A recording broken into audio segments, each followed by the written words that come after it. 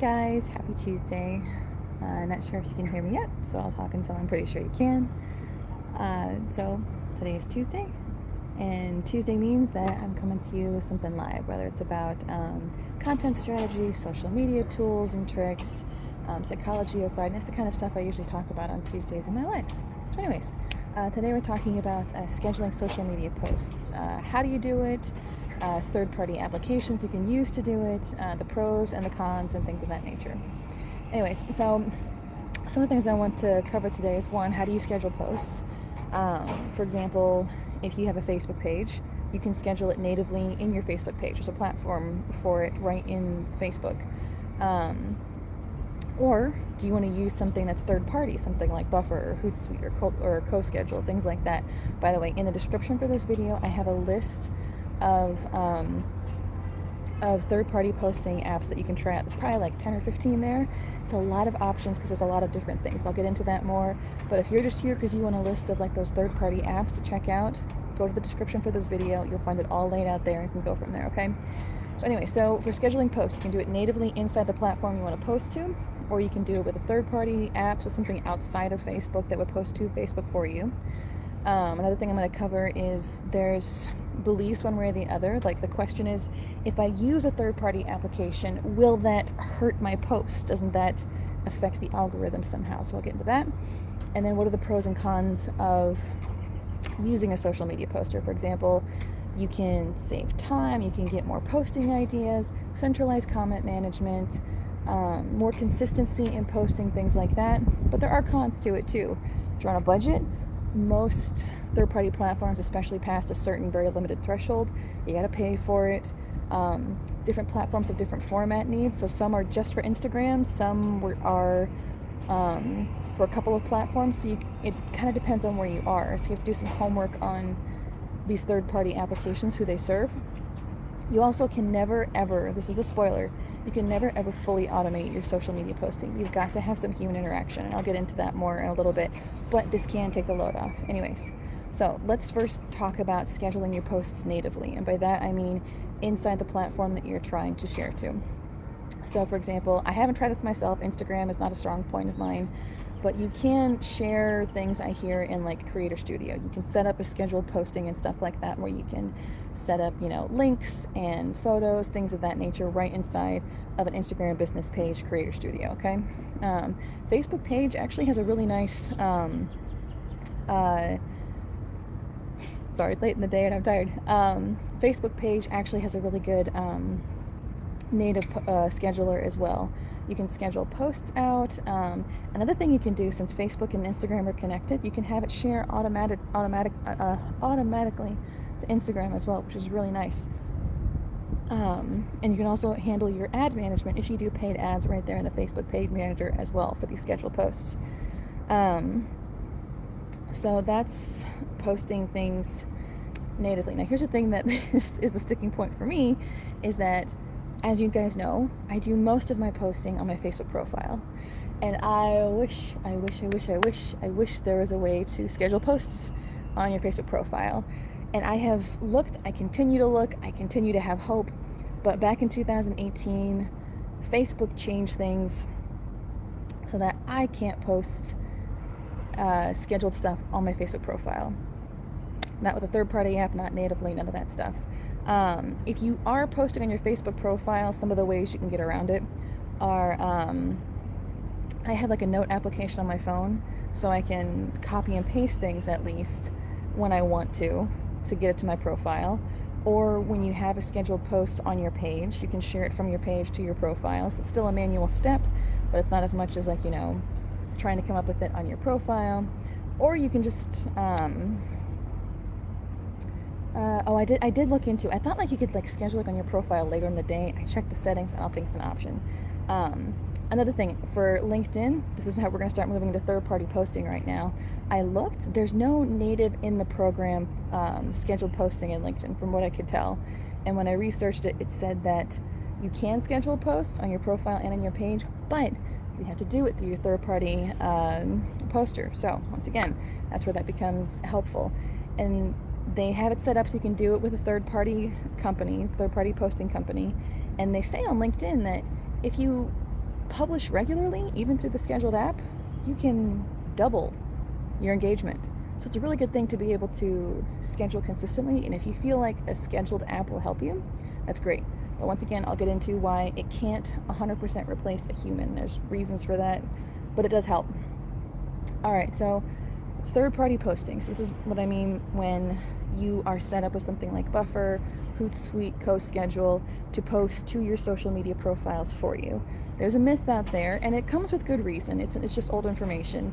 There's a myth that if I post from a third-party app, it punishes your post. This is something I heard, I was told, and I actually researched into this. To be fair, this was the case in the past, but things started changing back in 2011 for Facebook. Long story short, as long as you're posting good content, your third party poster won't affect the algorithm for your posts. You're totally fine. It won't hurt things in that way. Also, the website AgoraPulse is like my new favorite place to get social media information. They like do all this great research. They found that posting with third party apps, on average, you get 22% better results. I think a lot because you are posting consistently. Consistency is so important. So even if you aren't scheduling posts, it can really help you be more consistent, and it could give you better results. So keep that in mind when it comes to this stuff. All right, I want to get into the pros and cons of like what you can do with third-party apps and what you need to avoid using third-party apps, right? Amanda just scheduled first week of posts. Yay! I'm so excited. I saw you signed up. That made me so happy. Hi, Amanda. All right, so third-party apps. Here's some of the pros that, to look into. So if you've been trying to think like, well, maybe I can do this, here's some of the features you could get if you do this. So it's really great for people who want to post on multiple platforms. So if you're trying to be present on LinkedIn, Facebook, Instagram, whatever, it's one tool that can post to all the platforms. So if you're doing that, it's a centralized place. You make the content in one place, and then it posts out from there automatically all at the same time. So it can be a big time saver if that's part of what you're doing. Also, if you're doing comment management, certain third-party apps, you can centralize. Hootsuite free and works good so far. Oh, good. Thanks, Amanda. That's a good review. So Hootsuite free works well so far. It's good to know. I personally have used Buffer in the past and have liked that very much. I'll get into that more. So anyway, so for people to post on multiple platforms, one of the good things is for comment management. It centralizes it. So you're not trying to log into Twitter to see comments there. You're not trying to log into Facebook to see comments there. Certain tools will give you like a comment dashboard, and you can see all of your comments and interact with them from inside the third-party app. Pretty sweet, right? Social Pilot, I know, is one that does that in particular. Once again, since I post on my profile, this isn't something I do a lot in my own business, but this is something I've been researching recently. Also, when you use these third-party apps, if you want data, they're going to give you data, statistics out the yin-yang. So you can get it natively on your Facebook page posting if you want for there, but also through the third-party post as well.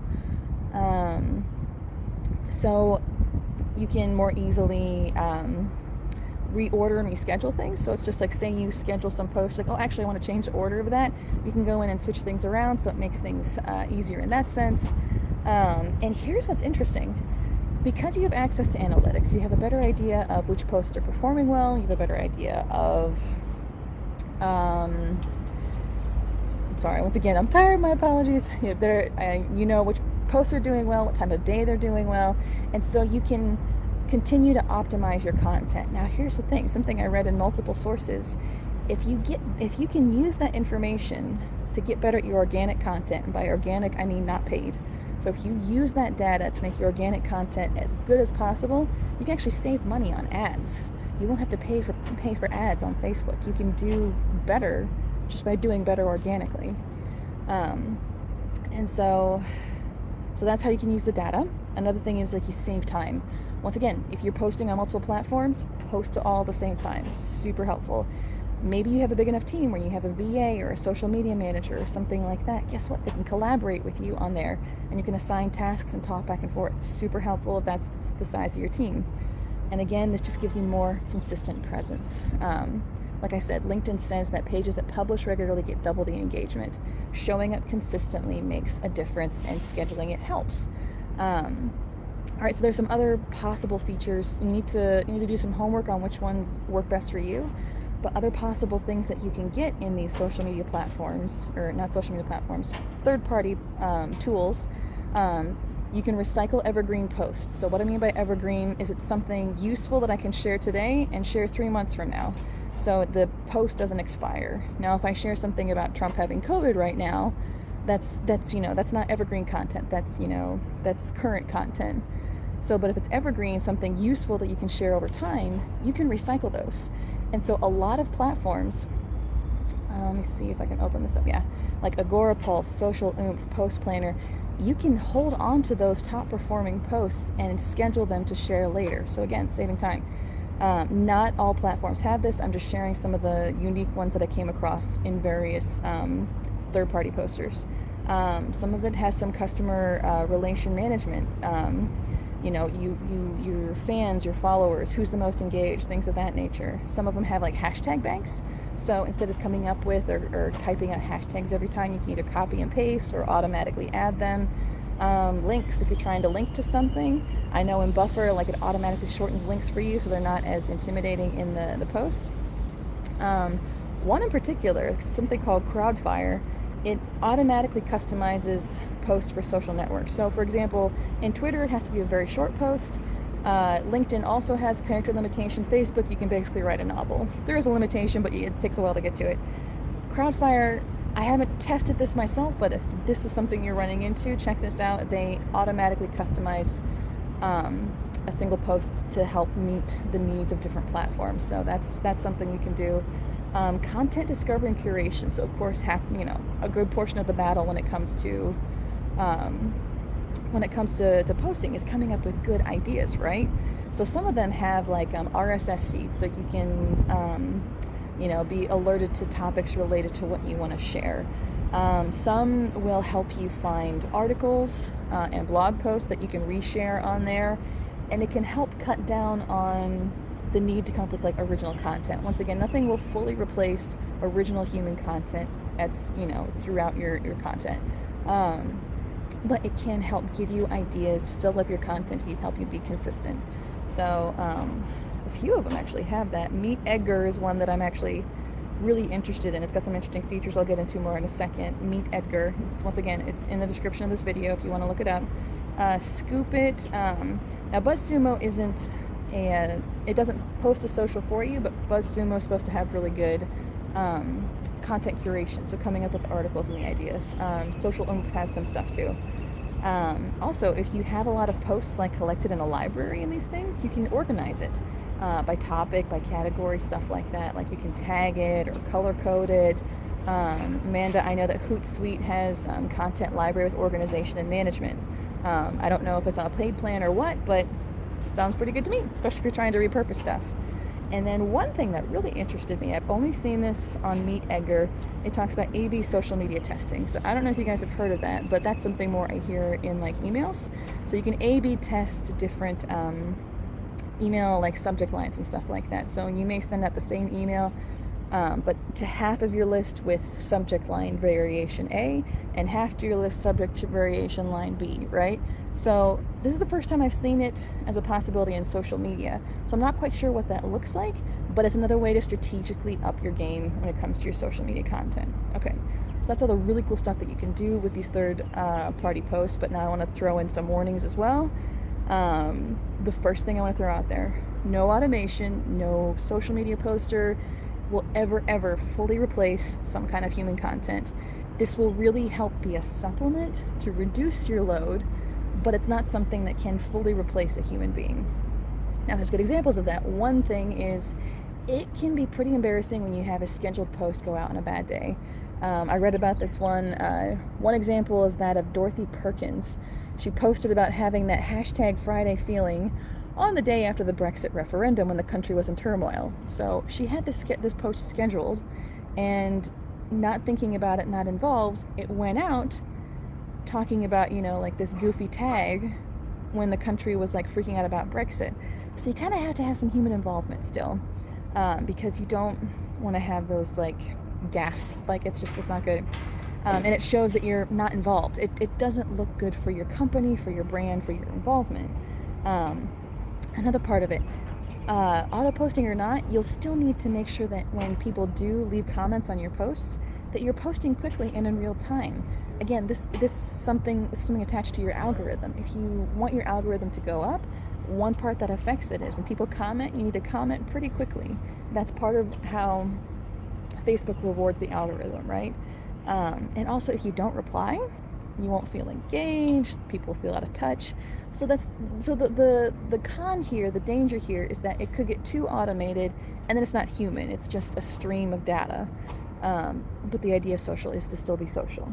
This helps, but it doesn't replace. Also, like I said, some platforms and mediums, you just don't have the option for automatic schedules the way you need. Instagram is kind of tricky. I know that I think it's later is specifically just for Instagram, which is pros and cons there. And then Buffer is connected to Instagram, but the thing with Buffer is it sends you a reminder of when to post, but you still have to manually push through the post. So Instagram's a little tricky to work with when it comes to trying to schedule posts. And also, like I said, Facebook profile. There's just no option. You have to post in real time. It's and if you guys hear of something else, tell me. I'd love to know, because I will share it everywhere and I will use it myself for sure. And anyways, like I said, you'll also need to test drive different third-party apps. So these applications all serve different things. Like this later app, I think is what it is. It only helps Instagram. It only schedules for Instagram. That's all it does. Some only will connect with Facebook and LinkedIn. Some will connect to any social media platform you got. But you really have to test drive it, and you also will need to figure out, okay, what are the features, what are the budgets and stuff like that. Because once again, these can be super helpful, and there are limited free options as far as membership. But if you really want to get all of these really big fancy things, you're going to have to start paying for it. There's money involved. So if you're on a tight budget, you either have to keep it pretty simple or keep posting organically for now. Another thing to be careful of when it comes to third-party posting, if you are on Instagram or LinkedIn and you're trying to really utilize hashtags, something to keep an eye on. It's not something I've run into a lot personally, because once again, my bread and butter is Facebook. Sometimes there's an issue between adding a hashtag to a third-party post and then it actually adding the hashtag link once it gets to the platform. So I don't know if that's on all third-party platforms. That's something to keep in mind if hashtags are an important part of your social media content. And then beware of relevance in current events. That's something that you just can't replace with the no matter how many evergreen posts you have, you are going to have to add relevant current content to really show that you're there, be in the game, stuff like that. So those are the pros and cons. That's how. I'm going to go a little bit over once again, there's a list in the description if you just want to start looking around at some of the options for third-party posting. The list is there. Jump in, go for it. I'm going to go into some detail on some of those in there. Like I said, AgoraPulse, I really like them. They're my favorite place to get actual research data on social media. It's great. They do they put up, experiments and lab results. They're really great. But they have the fans and followers dashboard. They recycle evergreen content, and I love their website. Buffer, like I said, is what I'm used to. It connects to a lot of platforms. I think it's one of the best for that in that way. It's really easy to use on my phone too, and I'm on my phone all the time, so I need that. It also adds link shortening. CoSchedule is one that I've heard good things of. I use other tools of theirs like the email subject line tester, stuff like that. So they're a good company. I've heard good things about them. What else to point out? And then Amanda just said Hootsuite's great. Like I said, they have the